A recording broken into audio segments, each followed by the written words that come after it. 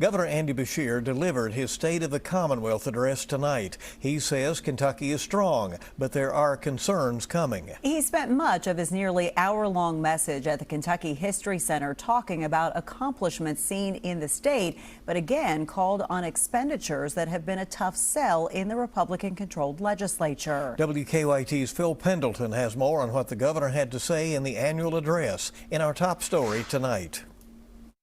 I'm very honored to introduce to you the governor of the Commonwealth of Kentucky. Not held in the Kentucky House, yet introduced by Silas House, Andy Beshear and the First Lady entered the Kentucky History Center for the State of the Commonwealth address. The renovation is a reminder that our great democracy at times can buckle.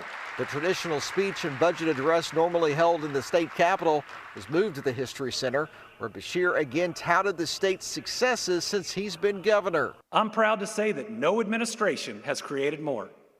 Last year, we delivered once again, announcing more than $10.5 billion in private sector investment and creating 9,600 new jobs.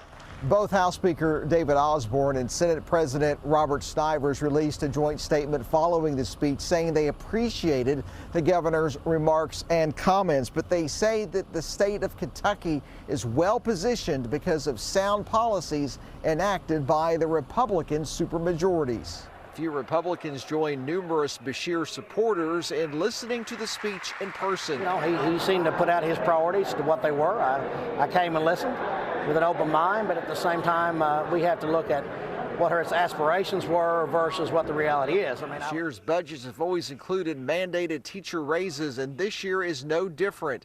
He says he wants $150 million towards that, and again called for universal pre-K. And the members of the General Assembly, we were able to work together on medical marijuana, to make sports betting legal, to protect horse racing and gaming in our horse industry. Surely we can come together for 4-year-olds. Senate leadership has said that they're willing to work towards some kind of child care response, but they say there's not enough support for universal pre-K. In Frankfort, Phil Pendleton, WKYT.